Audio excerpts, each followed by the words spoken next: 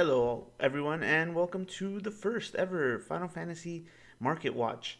Now, this is going to be a new series that I plan on doing for the beginning of every opus, pretty much after the pre release, before the set actually drops.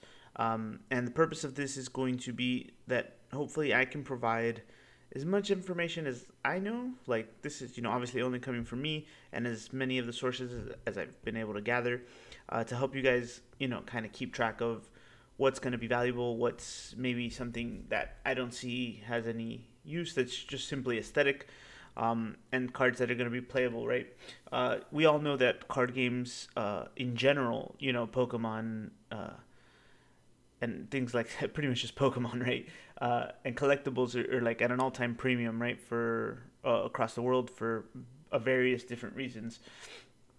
And Final Fantasy is no exception to that. So, the IP is very strong, very popular, and for that, we're actually going to be suffering a lot. The other thing that's going to be impacting these sales mostly is, you know, um, Square had already announced there was going to be like allocation issues, like how many people were getting uh, boxes, and there's going to be this set is probably the first time there's a major short printing.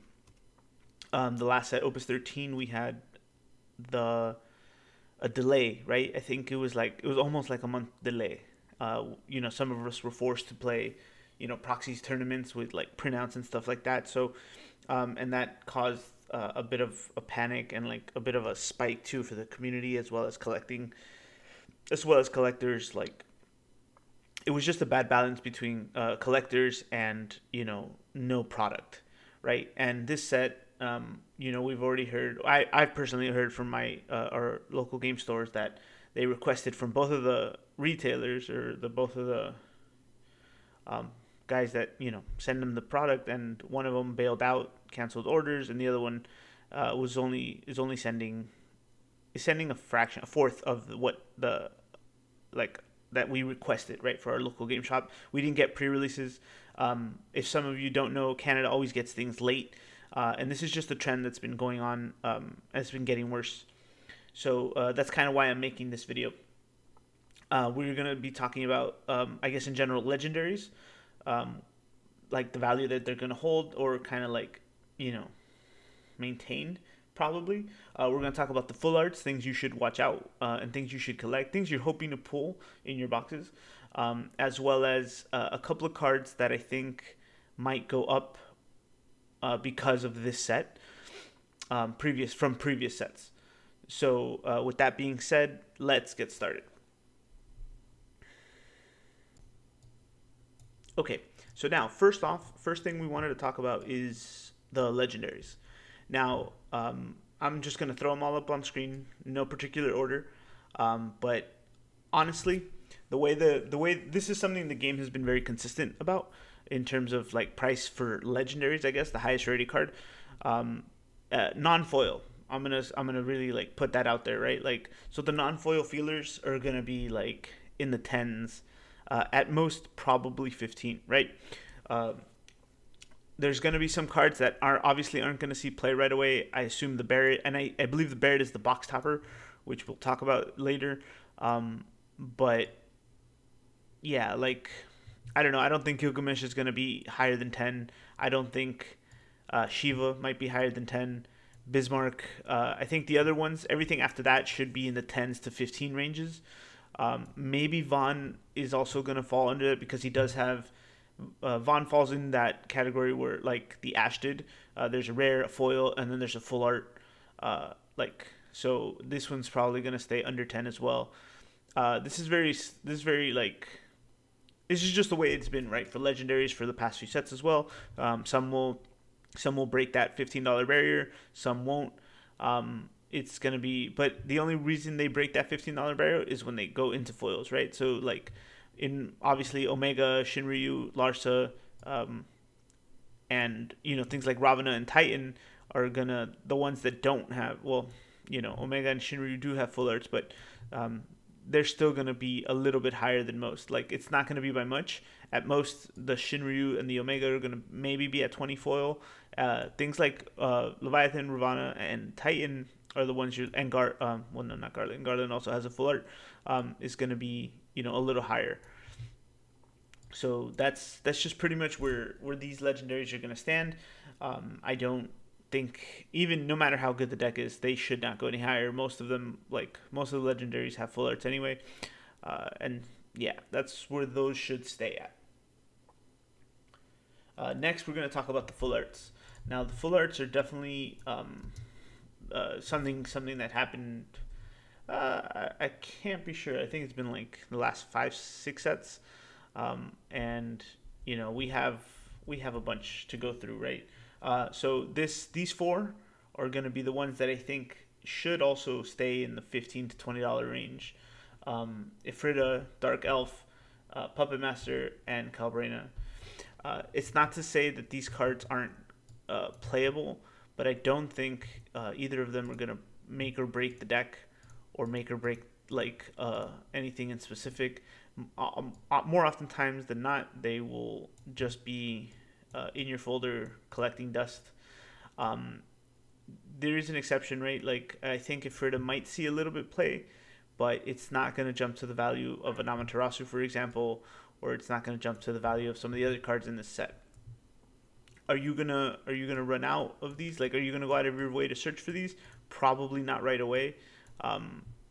Now, there is, obviously, as always, these are my predictions, so keep that in mind, right? There's always reasons to like maybe go against these ideas, but it's just for as players, and I'm trying to do this from the perspective as both players, beginners, and collectors, and people that I guess just and everything in between.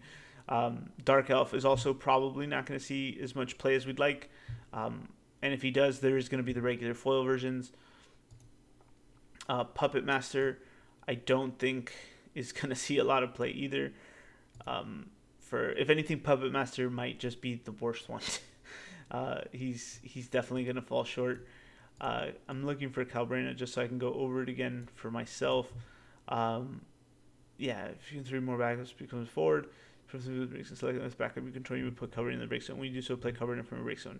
Yeah, it's not enough, honestly. Like, it's not enough for us to warrant more than $15 to $20 at max. Like, and that's the threshold. The threshold might actually be, the range might actually be like shorter. Like, the floor might be smaller. Like, I'm talking Puppet Master at $5, maybe $10, just because it's full art, and then everything, and maybe Ifrita at the higher end. So it's just not going to be. These are the ones you're not going to want to worry about. Trade them, and or sell them to get, or trade, seller and trade. Right, that's what you're here for. The next ones are going to be Ramu, Blue Mage, Corsair, and Bagamon. Also, all very decent cards. I think all of these will actually see play. So for rarity, for rare hunters, people that want to max value their decks, these might be something that's slightly sought after, right? Because I don't know how many Corsairs or Blue Mages you're actually going to play right away in the deck. If the deck is competitive and it's strong enough to do stuff. Corsair, multi-elemental stuff, and Blue Mage for monsters. Ramu is the only one that I think is going to see in 3s right away. But even then, it's outclassed right away by something, an older card, which we'll talk about more later. I believe it's a Raiden, in case you want to know now. And same thing with the Backgammon. Like, at most, you're playing one of these in your deck, right? So from a collector's standpoint, there isn't going to be much to it. But from a high value deck builder, then yeah, sure, you're going to need at least one of these, maybe 2 Ramus at most. But if you're playing 3 of this and 3 of the other one, and then I think you maybe should really fix the deck a little bit. But yeah, next we have, let me see here, let me move on. Yeah, we have Jote, Ewan, Mirn, and I put the Barret here, actually. The Barrett here was because we did talk about it. So he's gonna have that same problem, right? Uh, oh, let me go back. Actually, the previous ones, I'm thinking they're in the $20 range. Like a fifth, their floor is 15, and their high is actually like maybe 25. I don't think much higher than that. It's really just dependent. These next ones, the ones I just talked about, Joe, Ewan, Mirren, and Barrett, might fall also in that a little bit higher than that range at max 30, right? The reason I say that is because Joe and Mirren are on their own going to be playable, and in terms of like deck building, but it's also the art that we like about it. Like it's they kind of like check all the boxes, right? They have they're 12, a new engine, and so that the Ewan is also very playable. The Barrett is the box topper, I believe, for this set, but also, and we've seen box toppers get pretty high, right? The previous Cloud, it's like $30, I think. I don't even remember what was 10, I think it was. And the other reason that this one, I kept this one so low now is because we're not going to be able to use the full extent of it yet. So this is one that I'm leaving just kind of around the middle here for you to decide whether you want to hold or flip as early as possible. Because remember, everyone gets one with a box. And then there is, the starter deck, another dual starter deck coming out. And it is a 7 card, right? The Final Fantasy Category 7 cards are always held to a higher standard, I guess, right? Like, even if they're not playable, they're just more rare, more valuable for collectors mostly. So, and fans. If this game has anything, it's plenty of Final Fantasy 7 fans. Next is going to be the Wool, the Vaughn, the Elua, and the Emperor. I also brought in the legacy cards into this discussion. I wanted you guys, because they are full arts, and even though they're not technically part of the set, they're gonna, again, it's really, that's what we're looking here, right? This is the market watch. You want you to be, whether you're gonna hold or sell. So Wool was already, the problem with Wool is that he's not super played anymore. But he was, remember when he came out originally, I believe he was an $80 card. Non-foil, he was 40. He really broke that. He was probably one of the first cards that broke that barrier for us in the game. And even though he's not going to do the same thing here, he's still going to retain a lot of his value. Whereas the older ones now might have gone down to the 20s and the 30s for foil. This one's going to probably stay in the higher classes, maybe 50 to 60. This whole like these 4 that I'm talking about here are gonna stay in that range too, I think. Elua might be the lower end of it. I do think she's really playable and really strong, and just everyone's a fan of Elua after the game. So after we started playing Final Fantasy TCG, Vaughn has one of the better arts of the entire set, I think. And there's a lot of Sky Pirate people, so. And he's also like I don't know, I think people enjoy him a lot. The Emperor might just see a spike because there wasn't that many after the Opus 2 Legendary, the original one. And then now that he's full art and he's usable technically, this one's going to spike up a little bit more as well. Now we have what I think are going to be the higher end ones. Now we're reaching the point where I think if you have one of these, you might hold. Up until now, I personally believed you trade the rest of them, and unless you're planning on using them, I wouldn't hold really. But I think Garland, Shinryu, Omega, and now Sid are going to be your really high stuff, like maybe 50s or 60s. Maybe even as high as 80, depending on the playability, like depending on what the first like online tournament, right? Like let's say the Q series, or maybe in the RVA boys decide to do their so not another soldier series, but something of that nature, right? Like or even any of the masters coming up in Japan, whichever one of these takes it, like I think is going to spike it and maybe just lower the rest of them a little bit. But the Outsit is super playable. Omega is super playable. Shinryu is ridiculously playable, and the Garland's also going to be very playable. So just something to watch out for. Like if you have these, hold them. Definitely hold them. Now these next two, I I think you guys will agree with me. Chivalry is probably the best summon in the set. Probably one of the best cards in the set, in my opinion. For so many reasons, but we're not. This isn't a card discussion per se, but it's the cheapest EX burst, like that does so much. It really puts ice in a different light. It is WAF, like kind of like the Afrida, so I'm not saying it's gonna go in a WAF deck, but it does like it's got that cutesy appeal, right? Like it's people are familiar with WAF. This card is probably going to be in the higher end. I'm looking at this. This might hit Amaterasu value, which is close to 100. So if you have these, I definitely recommend holding. And then Estinian. For any beginner and any collector listening, you need to know something about this game. It's that Dragoons are a fan favorite. They might as well be 7 characters. Dragoons have been held at a high regard since the beginning of the game. Now we have a Dragoon deck that's playable. We have a new Dragoon that came in this set. And Estinian is just a fan favorite as well. He was a busted card when he came out in Opus 6. And now that we have a full art version, and the foil just looks phenomenal, by the way. This card is also going to be in the highs, hundreds. It might break the 100 barrier, in my opinion. Not as much as Chivalry, unfortunately, but like I think just Estinian Dragoon alone is enough to get you that high. And lastly, and if you couldn't guess, and if you didn't know, it is definitely going to be Cloud.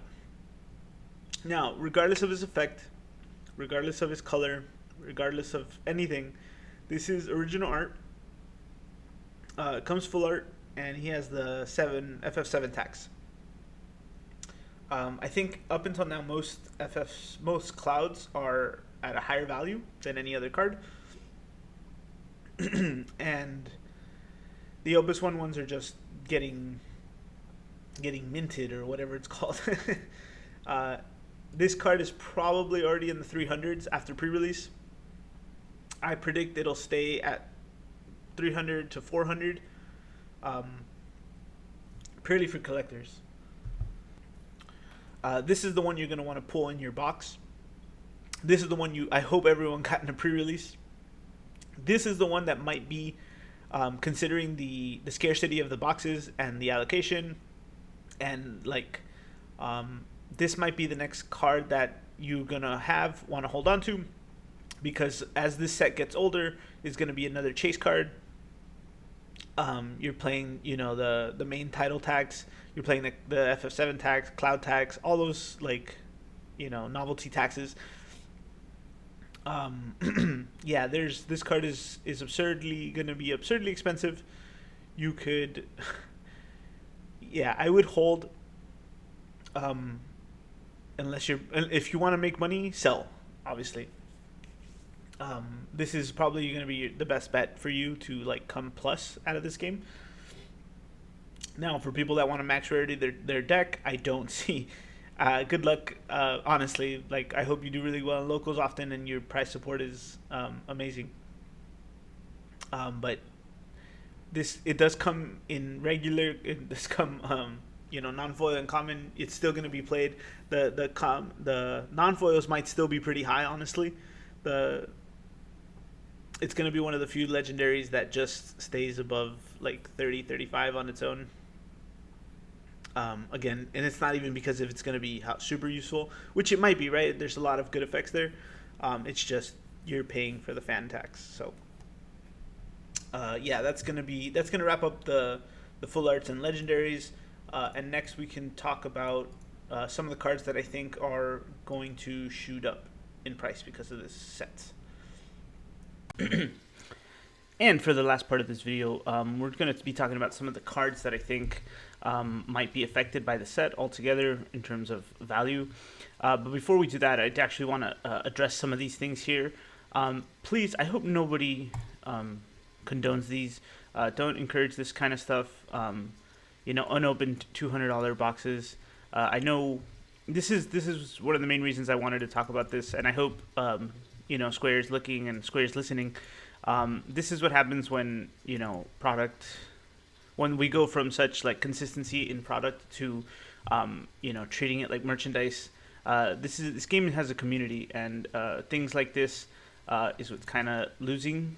It's kind of tearing it apart, actually. The boxes are going for 200 and the kits are going for 100.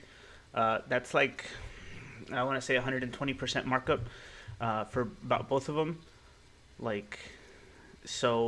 Please, I encourage anybody who watches this, do not purchase these. Let them sit there, especially if you're a player. For the collectors that are listening, have fun with those prices. I don't appreciate this. I guess the only thing that makes sense in these is like the Opus One, right? Like, it's really old, limited. There's some value in those cards. I understand that, but the rest of it is unnecessary. Like the Tifas too. Like, this is just an absurd price. But we're gonna get back on track to the rest of this video here.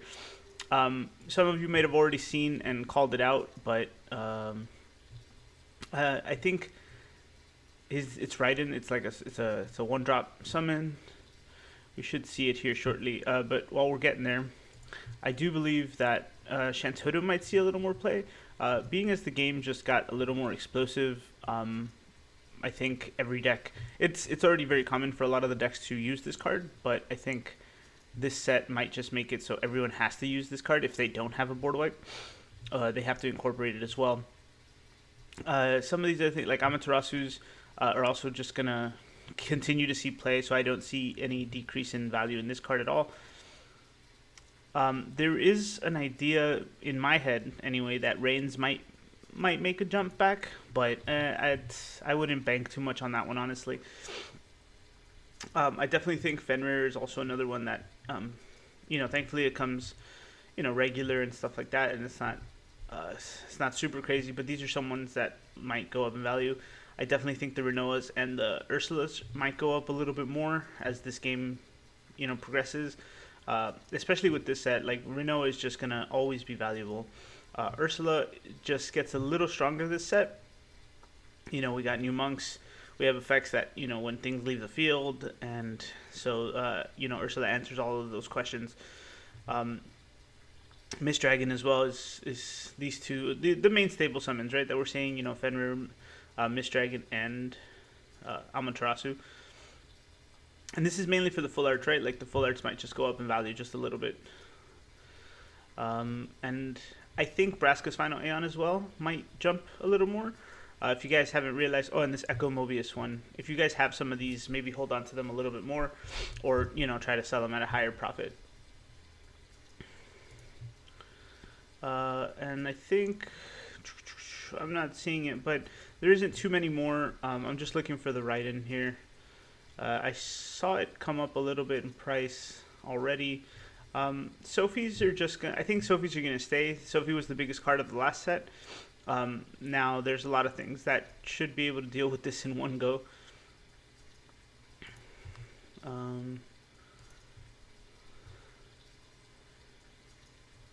Yeah, and this is the one I was talking about. So, a lot of you, White Mage 2 might also be another one.